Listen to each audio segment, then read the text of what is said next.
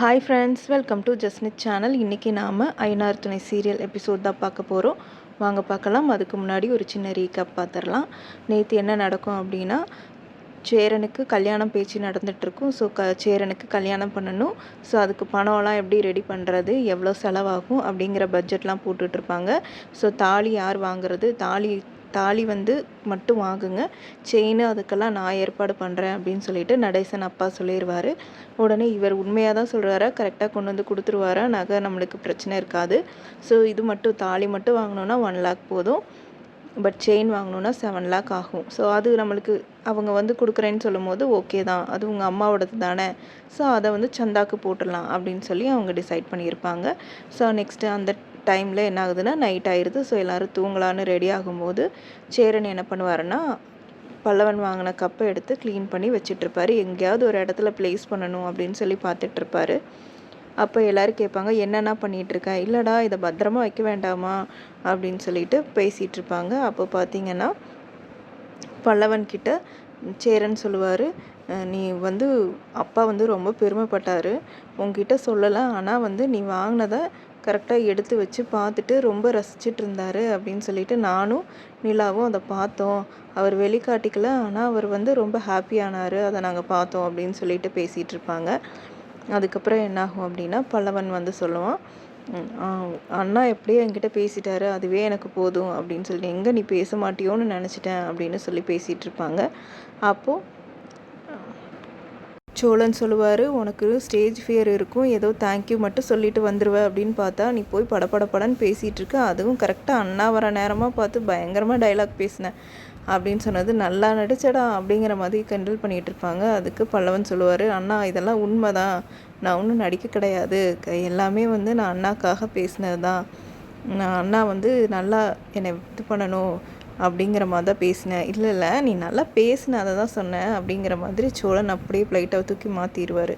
அதுக்கப்புறம் பார்த்திங்கன்னா எல்லாம் படுத்துட்ருப்பாங்க. இங்கே பாரு, காலை தூக்கி போடுற வேலையெல்லாம் இனிமேல் பண்ணாத அப்படின்னு சொல்லி பாண்டி சொல்லுவார். ஏன்னா அப்படின்னு கேட்கும்போது, இல்லை இனி நான் இந்த வாரம் அண்ணாக்கு கல்யாணம் ஆகிடும், அதுக்கப்புறம் அண்ணா நம்ம கூட படுக்க மாட்டாங்க, இந்த பழக்கத்தெல்லாம் நிறுத்திக்கோ அப்படின்னு சொல்லுவாங்க. அதுக்கப்புறம் சோழன் சொல்லுவார், அண்ணா கல்யாணம் ஆனோன்னு நம்ம கூடலாம் இருக்காது, பீகாருக்கு போயிடும் அப்படின்னு சொல்லுவாங்க.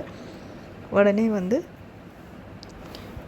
பல்லவன் ஒரு மாதிரி அழுகிற மாதிரி ஆயிடுவான். அப்புறம் இல்லை நான் சும்மா சொல்லாத அப்படின்னு சொல்லுவார். அதுக்கப்புறம் இல்லை சோழன் சொல்லுவாங்க, இல்லை அவளே இங்கே இருக்கா, அண்ணா எப்படி அங்கே போகும் அப்படிங்கிற மாதிரி சேரன் சொல்லிடுவார். ஸோ அதுக்கப்புறம் என்னாகும் அப்படின்னா, எல்லோரும் படுத்துட்டு பேசிகிட்டு இருப்பாங்க. அடுத்த நாள் காலையில் என்னாகும் அப்படின்னா, நம்ம சோழனும் நிலாவும் ட்ராவல் பண்ணிகிட்ருப்பாங்க. எங்கே போகிறாங்க அப்படிங்கிறது நம்மளுக்கே ஒரு எக்ஸைட்மெண்ட்டாக இருக்கும். எங்கே போகிறாங்க அப்படின்னா, பேசிக்கிட்டே போயிட்டுருப்பாங்க. பேசும்போது என்னடா இவங்க காலங்காத்தால் எங்கே கிளம்பிட்டாங்கன்னு கூட நம்ம கூட நினச்சோம் தான். அதே போல் அவங்க காலையில் என்ன பண்ணுவாங்கன்னா, அந்த ஆல்ரெடி ஒரு தாத்தா பாட்டி, அதாவது ஒரு அம்மா அப்பான்னு சொல்லிட்டு இருப்பார்ல சோழன், அவங்கள கூட்டிகிட்டு டூருக்கெல்லாம் போனாங்க இல்லையா, அந்த வீட்டுக்கு போவாங்க. என்ன இங்கே வந்திருக்கோம், இந்த வீடு உங்களுக்கு ஞாபகம் இருக்கா அப்படின்னு சொல்லி நிலா கிட்ட கேட்கும்போது, ஆமாம் நம்ம கூட டூர் கூட்டிகிட்டு போனோமே அவங்க வீடு தானே, இங்கே எதுக்கு நம்ம வந்திருக்கோம் அப்படின்னு சொல்லி நிலாவுமே ஒரு மாதிரி தயக்கத்தோடு உள்ளே போவாங்க. அப்போ போனால் அவங்க கூப்பிட்டு உள்ளே உட்கார வச்சு காஃபிலாம் கொடுப்பாங்க. காஃபி கொடுக்க வச்சு அந்த அம்மா பேசிகிட்டு இருப்பாங்க.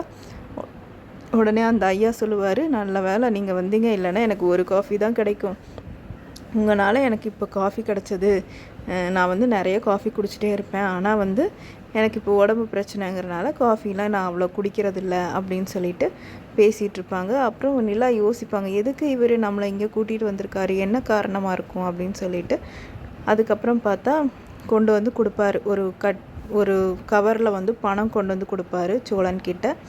அதை வாங்கும்போது நிலாவுக்கு ஒரு மாதிரி ஆகிடும், என்னடா இது நம்ம காசு வாங்குறதுக்காக வந்தோம் அப்படிங்கிற மாதிரி. ஏன்னா இது ஒரு கடன் அப்படிங்கிறனால நிலாவுக்கு அதெல்லாம் புதுசாக இருக்கும். ஸோ அது அவங்களுக்கு சொல்லாமல் கூட்டிகிட்டு வந்திருப்பாங்க சோழன். அந்த அம்மா கேட்பாங்க, என்ன சோழன் நிலா கிட்ட சொல்லலையா அப்படின்னு கேட்கும்போது, ஆமாம் அம்மா சொல்லலை அப்படின்னு சொல்லுவார். தெரியுது, நிலா ஃபேஸ் பார்க்கும் போதே தெரியுது, அதெல்லாம் ஒன்றும் பிரச்சனை இல்லை, இந்தாம்மா அப்படின்னு சொல்லிட்டு கொடுப்பாங்க. அப்புறம் சேரன்கிட்ட அவர் பேசுவார், இந்த மாதிரி திடுதுப்புன்னு காசு கெட்டேன்னு தப்பாக நினச்சிக்காதீங்க, அண்ணாக்கு கல்யாணம் வச்சுருக்கோம், கல்யாணம் சீக்கிரம் வைக்கிற மாதிரி இருந்தது, ஆனாலும் நம்மளுக்கு செலவுங்கிறது ஒரே மாதிரி தான், அதுக்குன்னு சிம்பிளாலாம் பண்ண முடியாது இல்லையா, அதனால தான் கடன் கேட்டேன், நான் திருப்பி சீக்கிரமாக கொடுத்துருவேன் அப்படிங்கிற மாதிரி சோழன் வந்து அந்த ஐயா கிட்ட சொல்லிகிட்டு இருப்பார். உடனே ஐயாவும் சொல்லுவார், அதெல்லாம் ஒன்றும் பிரச்சனை இல்லை, நீ வந்து எங்கெங்கேயோ கேட்டு இருக்க தேவையே இல்லை, நீ ஸ்ட்ரைட்டாக எங்ககிட்டே வந்திருக்கலாம், நீ கேட்டு நான் இல்லைன்னு சொல்லுவேனா, நீ எப்போ கொடுத்தாலும் ஓகே தான், நீ திருப்பி கொடுப்பேன்னு எங்களுக்கு தெரியும் அப்படின்னு சொல்லிட்டு அந்த காசை கொடுப்பாங்க. அப்போ நிலா ஃபேஸே மாறி போயிடும். என்னடா இது இப்போ காசு வாங்கவா கூட்டிகிட்டு வந்தார் அப்படிங்கிற மாதிரி அவங்க வந்து ரொம்ப தயக்கமாக நின்றுட்டுருப்பாங்க. அதுக்கப்புறம் என்னாகும் அப்படின்னா சோழன் பேசிகிட்டே இருப்பார். அவங்கக்கிட்ட பேசிகிட்டே இருக்கும்போது அந்த அம்மா சொல்லுவாங்க, சாப்பிட்டு போகலாம் இருங்க, சாப்பாடு ரெடி ஆகிடுச்சு அப்படிம்பாங்க. உடனே சோழன் சொல்லுவார், ஐயோ இல்லைம்மா நாங்கள் சாப்பிட்டு தான் வந்தோம் அப்படின்னு சொல்லுவாங்க. கல்யாண வேலை நிறையா இருக்குது, இந்த மாதிரி ஃப்ரைடே அதாவது வெள்ளிக்கிழமை கல்யாணம் வச்சுருக்கோம், நீங்கள் கண்டிப்பாக வந்து அண்ணாவை ஆசீர்வாதம் பண்ணணும் அப்படின்னு சொல்லுவாங்க. அதுக்கப்புறம் என்னாகும் அப்படின்னா அந்த அம்மா இருந்துட்டு இருமா அப்படின்னு சொல்லிட்டு ஒரு தட்டில் வந்து பூ அதெல்லாம் எடுத்து வச்சு கொண்டு வந்து கொடுப்பாங்க. இதுதான் ஆல்ரெடி கொடுத்தீங்களே அப்படின்னு, நீ எப்போ வந்தாலும் நான் தருவேன் அப்படின்னு சொல்லிட்டு, ஏன் இப்போ வாங்க மாட்டியா என்ன அப்படின்னு சொல்லி கேட்பாங்க. உடனே நிலாவும் வாங்கிக்குவாங்க. வாங்கிட்டு 2 பேரும் என்ன பண்ணுவாங்கன்னா, ஆசீர்வாதம் பண்ணுங்க அப்படின்னு சொல்லிட்டு காலில் விழுவாங்க. ஆசீர்வாதம் வாங்கினதுக்கப்புறம் என்னாகும் அப்படின்னா, சரிம்மா நாங்கள் கிளம்புறோம், மறக்காமல் கல்யாணத்துக்கு வந்துடுங்க அப்படின்னு சொல்லிட்டு கிளம்பிடுவாங்க.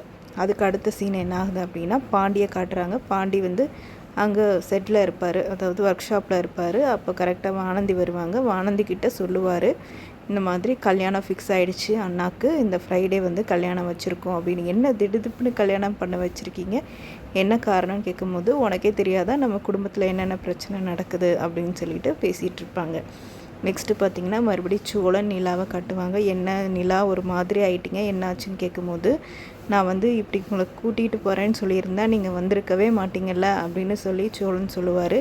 அப்படிலாம் இல்லை, எனக்கு வந்து இந்த கடன் வாங்குறது இதெல்லாம் நான் பார்த்ததே கிடையாது, அப்பா வந்து யார்கிட்டையுமே கடன் வாங்க மாட்டார், எனக்கு இது கொஞ்சம் புதுசாக இருந்தது, அதனால் ஒரு மாதிரி ஆனேன் அப்படிங்கிற மாதிரி நிலா வந்து சோழன்கிட்ட சொல்லிகிட்டு இருப்பாங்க. சோழன் சொல்லுவார், ஆமாம் நீங்கள் சொன்னதுக்கப்புறம் தான் நானே நினச்சேன், நம்ம டூர் போனப்போ நீங்கள் பேசிகிட்டு இருந்தீங்க இல்லையா, என்னது ஒரு காசு கூட இல்லாமல் இருக்குமே கையில் அப்படின்னு சொல்லி, அப்போ தான் யோசித்தேன், நம்ம என்னடா இப்படியே இருக்கோம், இனிமேல் இப்படி இருக்கக்கூடாது, கண்டிப்பாக வந்து இன்னொரு நாள் வந்து எனக்கு நான் மற்றவங்களுக்கு கடன் கொடுக்குற மாதிரி ஒரு நிலமை வரும் அப்படின்னு சொல்லிட்டு ரொம்ப வந்து என்கரேஜ் பண்ணுற மாதிரி 2 பேருமே பேசிகிட்டு இருப்பாங்க. அதுக்கப்புறம் வந்து கரெக்டாக சேரன் கால் பண்ணுவார். ஸோ நாளைக்கு எபிசோடில் என்ன வரும் அப்படின்னா, இவங்க 2 பேரும் துணி எடுக்க போகிறாங்க. ஸோ 4 பேரும் துணி வாங்க போகிறாங்க. அதோட இந்த எபிசோட் முடியுது. தேங்க்யூ ஃபார் வாட்சிங். சப்ஸ்கிரைப் பண்ணுங்கள், பெல் ஐக்கானையும் கிளிக் பண்ணுங்கள்.